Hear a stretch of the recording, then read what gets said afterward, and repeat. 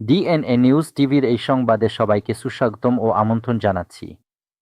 আশা করি খবরটি প্রথম থেকে শেষ পর্যন্ত সবাই দেখবেন। তাহলে চলুন শুরু করা যাক আজকের সংবাদ।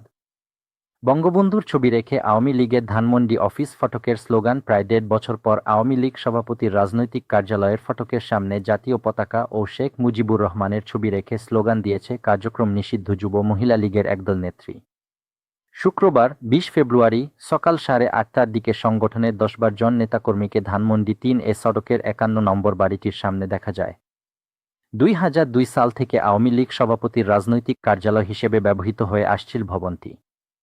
৩ তলা ভবনে দলীয় সভাপতি, সাধারণ সম্পাদক, দপ্তর সম্পাদক, সভাপতিমণ্ডলীর সদস্যদের জন্য কক্ষ ছিল। ২য় তলায় ছিল দলের মুখপত্র উত্তোলনের অফিস। এছাড়া ৩য় তলায় আওয়ামী লীগের নির্বাচন পরিচালনা কমিটির কার্যক্রম চলত।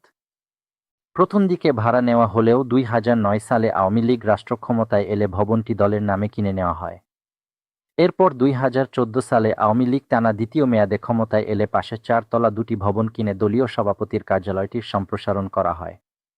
সে সময় ভবন দুটি বঙ্গবন্ধু মেমোরিয়াল ট্রাস্টের নামে কেনা হয়।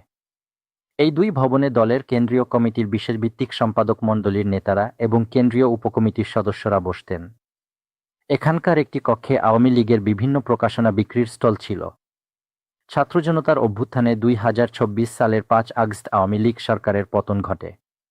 সেদিন গণভবন দখলে নেয় উত্তেজিত জনতা।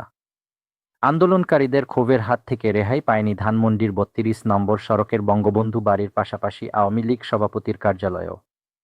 সেদিন উত্তেজিত জনতা ওই কার্যালয়ের ৩টি ভবনে ভাঙচুর করে আগুন লাগিয়ে দেয়। প্রায় ৬ মাস পর স্থানীয় কিছু নেশাগ্রস্ত যুবকের আশ্রয় হয় ওই পোড়া ভবন। আবার স্থানীয় কিছু লোককে ভবনটি ঘিরে পাহারা দিতে দেখা যেত।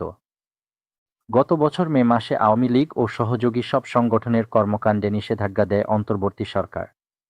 সেই হিসেবে যুব মহিলা লীগের কার্যক্রমও নিষিদ্ধ। সেই নিষেধাজ্ঞা ভেঙে শুক্রবার সকালে ১০-১২ জন নেত্রী বঙ্গবন্ধুর ছবি ও জাতীয় পতাকা নিয়ে উপস্থিত হন আওয়ামী লীগ সভাপতির রাজনৈতিক কার্যালয়ের সামনে। সেখানে কিছুক্ষণ স্লোগান দিয়ে তারা আবার চলে যান। সংবাদটি শেষ পর্যন্ত দেখার জন্য আপনাকে অসংখ্য ধন্যবাদ। আশা করি ভিডিওটি লাইক করবেন, কমেন্টে আপনার ভালো মন্দ জানাতে পারেন, শেয়ার করে অন্যান্য বন্ধুদের কাছে ভিডিওটি পৌঁছে দিতে পারেন, যাতে সেও এই সংবাদটি শুনতেও দেখতে পারে।